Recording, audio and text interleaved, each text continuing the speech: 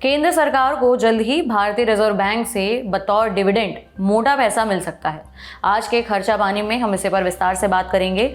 जानेंगे कि आरबीआई केंद्र सरकार के खजाने में कितना डिविडेंड दे सकता है। पिछले कुछ सालों में आरबीआई ने केंद्र सरकार को बतौर डिविडेंड कितना पैसा दिया है। रिजर्व बैंक की कमाई के प्रमुख रास्ते क्या हैं? पिछले साल आरबीआई ने कितनी कमाई की? इसके अलावा ये भी जानेंगे कि आरबीआई और मोदी सरकार के बीच सरप्लस फंड को लेकर तनातनी कब बढ़ गई थी और इसके बाद क्या फैसला हुआ था। नमस्कार, मेरा नाम उपासना है और आप देखना शुरू कर चुके हैं द लंदन टॉप का डेली फाइनेंशियल बुलेटिन खर्चा पानी। केंद्र सरकार के खजाने में बड़ा इजाफा होने वाला है। सरकार को रिजर्व बैंक ऑफ इंडिया से 1 लाख करोड़ रुपए का मोटा डिविडेंड मिल सकता है। इकोनॉमिक टाइम्स की खबर में यह जानकारी दी गई है। आरबीआई इस महीने के आखिर तक ये डिविडेंड देने का ऐलान कर सकता है। अब आप सोच रहे होंगे कि आरबीआई सरकार को किस बात के पैसे देता है। दरअसल जिस तरह कई सरकारी और प्राइवेट कंपनियां अपने सालाना प्रॉफिट का कुछ हिस्सा अपने शेयरधारकों को बतौर डिविडेंड देती हैं, उसी तरीके से आरबीआई भी सरकार को डिविडेंड देता है। रिजर्व बैंक को अपनी कमाई पर किसी तरह का टैक्स नहीं भरना पड़ता है, इसलिए खर्चों को पूरा करने के बाद आरबीआई के पास जो भी पैसा बचता है वो सरप्लस फंड होता है, जिसे वो सरकार को दे देता है। इसे डिविडेंड या लाभांश कहते हैं।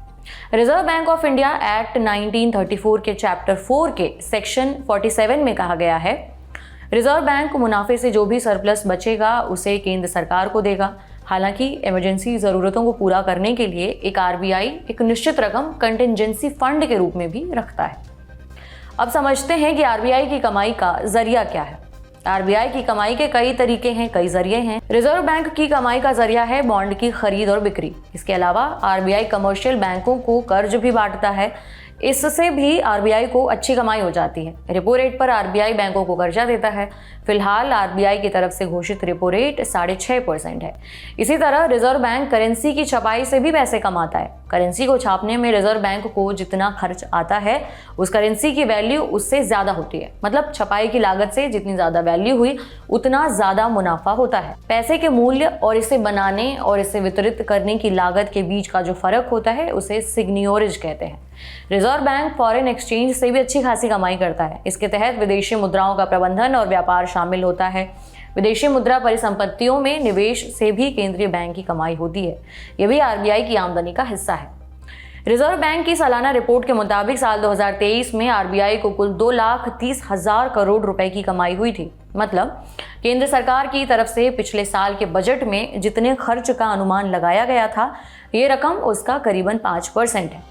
रिजर्व बैंक भारत सरकार के वित्त मंत्रालय के दायरे में आता है। वित्त मंत्री निर्मला सीतारमण ने इस साल जो अंतरिम बजट पेश किया था उसका साइज 47.66 लाख करोड़ रुपए था, जबकि पिछले साल यही रकम 45 लाख करोड़ रुपए के आसपास थी। इस तरह देखें तो केंद्र सरकार के बजट खर्च का करीबन 2% अकेले रिजर्व बैंक ही दे देगा। आरबीआई ने पिछले साल केंद्र सरकार को 87,416 करोड़ रुपए का डिविडेंड दिया था। इससे पहले आरबीआई ने फाइनेंशियल ईयर 2021-22 में सरकार को 30,307 करोड़ रुपए का डिविडेंड सौंपा था, जो कि 10 साल में सबसे कम था। माना जाता है कि कोरोना महामारी के चलते इस अवधि में आरबीआई की आमदनी घट गई थी, जबकि फाइनेंशियल ईयर 2020-21 में आरबीआई ने केंद्र सरकार को बतौर लाभांश यानी डिविडेंड 99,126 करोड़ रुपए दिए थे। आरबीआई की तरफ से मोटा डिविडेंड मिलने से खास तौर से 2018-19 के बाद से केंद्र सरकार को काफ़ी राहत मिली थी, क्योंकि इस पैसे के मिलने से सरकार को अर्थव्यवस्था में छाई हुई आर्थिक सुस्ती से निपटने में मदद मिली थी। लेकिन रिजर्व बैंक और सरकार के बीच कुछ साल पहले इसी सरप्लस फंड को लेकर काफ़ी खींचतान भी हुई थी।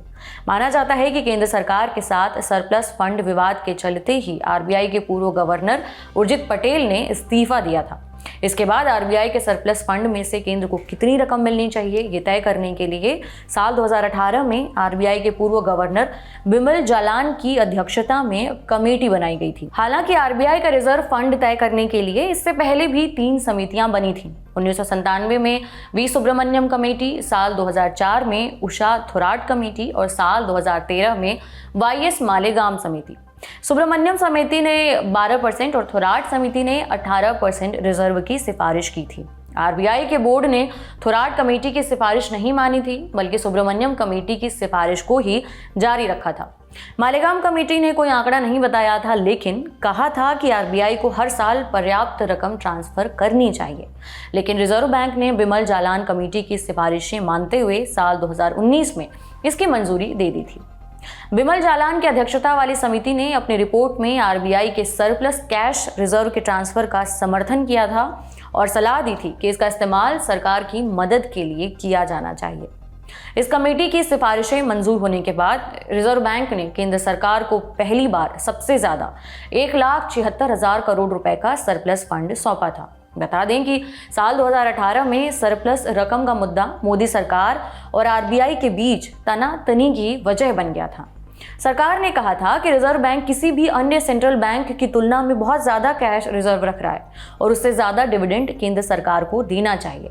इसी विवाद के बाद उर्जित पटेल ने 10 दिसंबर 2018 को आरबीआई गवर्नर के पद से इस्तीफा दे दिया था। हालांकि अपने इस्तीफे में उन्होंने निजी कारणों से पद छोड़ने की बात कही थी, लेकिन कई मीडिया रिपोर्ट्स में इसके पीछे सरकार और आरबीआई के बीच सरप्लस फंड के विवाद को वजह बताया गया था। ये था आज का खर्चा पानी। ये बुलेटिन लिखा था हमारे साथी प्रदीप यादव ने। आप अपनी राय यहाँ कमेंट बॉक्स में जरूर दें। अगले एपिसोड तक अपना ख्याल रखें। शुक्रिया।